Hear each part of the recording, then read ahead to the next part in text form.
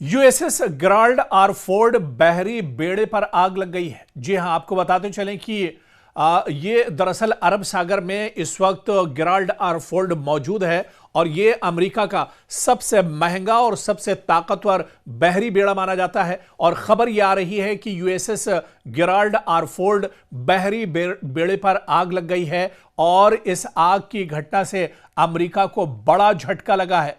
आपको बताते चलें कि 13 अरब डॉलर्स के अमेरिकी जहाज में दरअसल यह आग लगी है। यह बेड़ा दरअसल 13 अरब डॉलर अमेरिकी डॉलर्स की लागत का है, जहां पर यह एक तरह से आग लगी है। लेकिन आग को दरअसल जो एक्सपर्ट्स हैं वो कई नजरिए से देख रहे हैं। जब मिडिल ईस्ट में भयानक जंग छिड़ी हुई है, ईरान लगातार अटैक कर रहा है, तो ऐसे में जो आग लगी है, इस आग को लेकर भी एक तरह से सवाल उठाए जा रहे हैं। कहा यह जा रहा है कि क्या अमेरिका ईरान के हमले में यह आग लगी है या फिर अमेरिकी जो फौजी इस बहरी बेड़े पर मौजूद हैं उन्होंने एक तरह से अमेरिका से ही बगावत कर दी है, या फिर ये फौजी क्या थके हुए फौजियों ने घर जाने के लिए अपने ही जहाज को एक तरह से आग लगा दी है, अपने ही जहाज को लेकर एक तरह से बगावत कर दी है। इस तरह के सवाल भी उठ रहे हैं क्योंकि अमेरिकी नेवी इस बात की जांच पड़ताल कर रही है कि यूएसएस गेराल्ड आर फोर्ड के एहलकारों ने अपनी ड्यूटी खत्म करवाने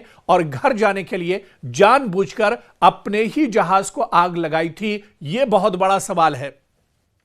आप देखिए कि यह बहरी बेड़ा, यह जहाज जून 2025 से समंदर में है। अमेरिकी नेवी के vice chief admiral gym Kilby ने सीनेट को बताया कि यह डिप्लॉयमेंट अब तकरीबन 11 महीने तक चलेगी और जहाज मई से पहले वापस नहीं जाएगा। इन फौजियों को महीनों पहले घर जाने को कहा गया था, फिर इनकी ड्यूटी बढ़ा दी गई, फिर दोबारा इनकी ड्यूटी बढ़ाई गई और फिर इन्हें 2003 के बाद मशरिक़ वस्ता के सबसे बड़े मिलिट्री ऑपरेशन में झोंक दिया गया। और अब शायद इनमें से कुछ ने यह फैसला कर लिया कि इस जहाज से निकलने का वाहिद रास्ता इसे आग लगाना है। तो जिस तरह से इस बहरी बेड़े को, अमेरिकी बेड़े को आग लगी है, इसे कई तरह से देखा जा रहा है। एक तो यह कि क्या ईरान ने इस पर हमला किया है। ईरान पर हमले को लेकर अमेरिका भी एक तरह से नकार रहा है। जब ईरान ने हमला नहीं किया तो फिर इस बहरी बेड़े में आग कैसे लगी। इस वजह से जो एक्सपर्ट और माहिरीन हैं वो ये कह रहे हैं कि इस पर नेवी के जो जवान हैं वो दरअसल एक लंबे वक्त से अपने घर नहीं गए हैं। पिछले साल 2025 से वो अपने घर वालों से नहीं मिले हैं, वो अपने बाल बच्चों के पास नहीं जा पाए हैं। ऐसे में जो स्टाफ यहां पर मौजूद है, सिक्योरिटी फोर्सेस के जो जवान हैं, उनमें दरअसल गुस्सा है, नाराजगी है। वो अब ड्यूटी छोड़कर जाना चाहते हैं। वो ज़हनी तौर पर बहुत ज्यादा थक चुके हैं। इस वजह से उन्होंने भी अब यहां से निकलने का एक रास्ता निकाला और इस जहाज को एक तरह से आग लगा दी। क्योंकि किसी वार जोन में अपने ही जहाज को आग लगाना खराब खाने या बुरे मौसम की वजह से ऐसा नहीं होता है। यह तब होता है जब कोई इदारा इंसानी बर्दाश्त को इस हद तक निचोड़ ले जहां मिशन से जिंदा बचना नामुमकिन लगने लगे। यूनान की तरफ जाने का मतलब यह है कि खलीज के महाज पर मौजूद वाहिद अमेरिकी सुपर करियर वहां से निकल रहा है। जब यह जहाज यूनान में खड़ा होगा तो हुर्मुज की हिफाजत, बहरी जहाजों का स्कॉट और ईरानी माइंस को रोकने का वो सारा मिलिट्री दबाव मजीद खत्म हो जाएगा।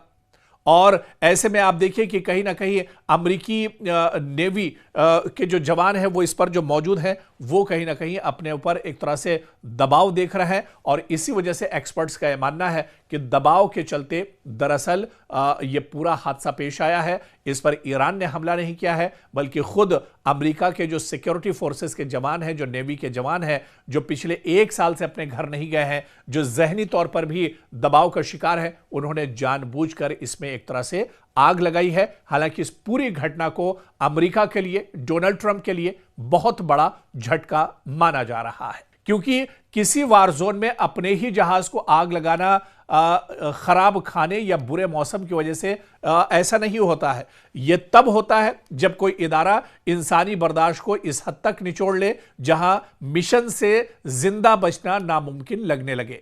यूनान की तरफ जाने का मतलब यह है कि खलीज के महाज पर मौजूद वाहिद अमरीकी सुपर करियर वहां से निकल रहा है। जब यह जहाज यूनान में खड़ा होगा तो हुर्मुज की हिफाजत, बहरी जहाजों का स्कॉट और ईरानी माइंस को रोकने का वो सारा मिलिट्री दबाव मजीद खत्म हो जाएगा।